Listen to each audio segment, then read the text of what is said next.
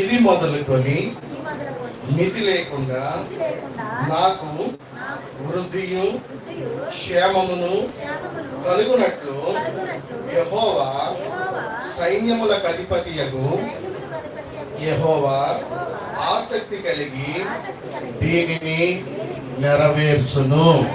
ఆమేన్ అని చెప్పండి. మళ్ళీ ఒకసారి చెప్తారా మాట? ఇది మొదలుకొని మితి లేకుండా దానికి అంటే నాకు వృద్ధియు క్షేమమును కలుగునట్లు సైన్యములకు అధిపతియగు యెహోవా ఆసక్తి కలిగి దీనిని నెరవేర్చును గాక. ఆమేన్.